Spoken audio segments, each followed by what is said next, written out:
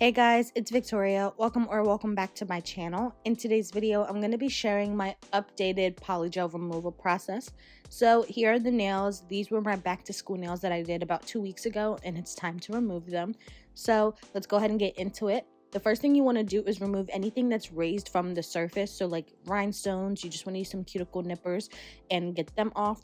And then you want to cut the excess length down. So you can either use nail clippers and just clip both sides and then wiggle the tip back and forth. It should come off easily, or you can use tip cutters if you have them and just snip them away. I'm going to be showing you how to file off your nails in 2 ways because polygel is a file off product. So I have 2 hand files here. This black one is a 100/180 grit hand file, which is a standard grit, and then this white one I have is an 80/80 grit hand file. So 80 grit is much rougher and more textured. I'll explain a little bit more why we need 2 later. And then I'm also going to show you how to use an e-file.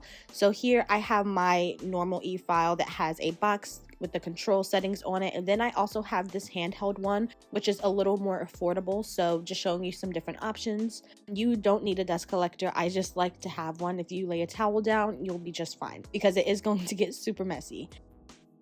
What we're going to do is just file these nails off. So I'm starting off with this 80/80 grit hand file because it is way more textured and it's going to cut through the layers way faster than a 100 or 180 grit hand file. So I'm going through the layers, and as you can see, I'm checking the top of my nail so I can see how close I'm getting to my natural nail, because we need to be really careful about our natural nail. We don't want to damage them by filing into them too much. So what we're going to be doing is just constantly checking where we are in the filing process. So here I'm doing it again, checking the top, making sure I'm not getting too close for comfort. And you can also see that I'm checking it from this side as well. Once I start to see the layer getting more see-through, I take my time way more, and as you can see, I have a lot of areas where you can see my natural nail and where polygel has already been fully removed. And we're going to switch over to that 180 grit hand file, and I'm using that 180 grit to remove the rest of the polygel. This is a much softer file, so I feel more comfortable using this closer to my natural nail than that 80/80 grit hand file, and I'm taking my sweet time with this step. So we're working through the last few layers of this polygel, and then we're going to move into the next step, and I'm going to reveal the biggest tip that helped me get healthy nails after this process.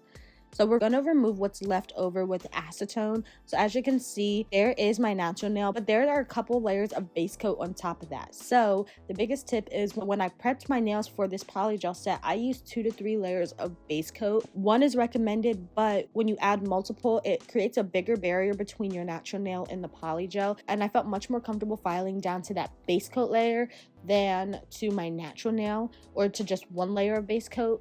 So most base coats that come in polygel kits are soak-off, so I highly recommend doing multiple layers of it before your polygel. I just used some cuticle oil and buffed it into my natural nails, and this is my favorite step for getting your nails to look great after removal, and they look super healthy. So that's how you remove your polygel nails with a hand file, and we're going to move into an e-file. So we're going to talk about bits for a second. On the left, I have a coarse ceramic safety drill bit, so it has a smooth top, and on the right, I have a 5-in-1 carbide coarse drill bit. So they are both coarse, and these are going to kind of act like our 80/80 grit hand file step, where it's more textured and rough, and then we will use a softer texture. I have these fine grit bits. The 2 on the left are safety drill bits, where they have the smooth top, and then the one on the right is also a 5-in-1 drill bit. I'm using the coarse 5-in-1 drill bit, and we're pretty much just going to do the exact same thing we did with the hand file. So I'm going up to a high speed. 12 is high for me. So I'm just going to remove the bulk of the nail with this bit. And I'm doing the exact same thing where I'm taking my time and I'm checking to see how close I'm getting to the natural nail every so often. I left this video in real-time speed. I did cut out a lot, but I wanted you guys to see just how slowly I move. And right here in this clip, you can see I'm doing side-to-side motions, but in a very slow manner. So when I'm doing up and down motions with the e-file, that helps to debulk, but I also like doing side-to-side motions where I move at a slower pace, but I never leave it in one spot because that could cause way too much friction and you could end up burning yourself in hurting yourself with your e-file. You constantly want to keep your e-file moving, but sometimes I do go very slow because it helps to really debulk that area that you're working on. So I'm just going to let you guys watch me do that, and you're going to see me getting closer and closer to the natural nail.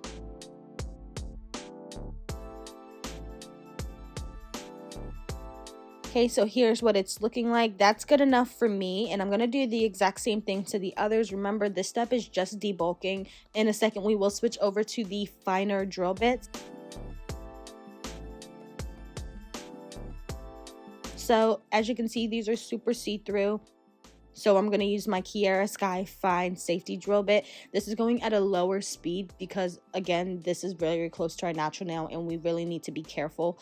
So I'm just going to take down as much more product as I can so that I get really close to that base coat layer. So I feel so much more comfortable filing down to a layer of base coat and then being able to soak off the area that has direct contact with my natural nail. I used tips when I did this set, so when I started to see them, I knew I was in a good spot. It was a great indicator of how close I was to the natural nail because when I prepped, I put my tips on, then I dehydrated, primered, and put on base coat. So I knew I was getting super close to the natural nail, but not too close. I love using these soak off clips that I got from Amazon, and this soak off only took 5 minutes because it's base coat. Any other nail extension product would have took a very long time to soak off. To remove the soaked off base coat, you can just use a cuticle pusher like I showed earlier. I'm just going to be using this triangular removal stick to scrape it off. And if there is a little bit of polygel on this soak off layer, that is perfectly fine. It will still soak off. It just has to be a very thin amount. So don't stress yourself out about getting fully to that base coat layer. Just try your best.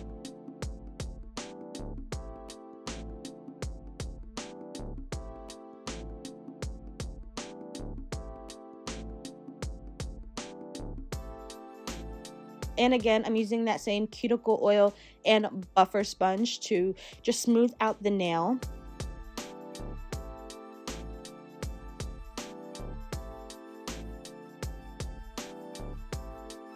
So now I'm just fixing up the shape of my nails because it was a little rough, just rounding out the edges so that they're not too sharp. And here's what my nails are looking like. They are so healthy. I'm very happy with the way that they look.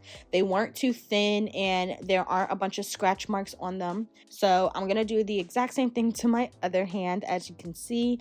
And I hope this video was helpful for you, especially seeing me use the 2 different methods to remove polygel nails. That is all that I have for you guys today. Thank you so much for watching. Make sure you like, comment, and subscribe, and I hope to see you in the next one. Bye!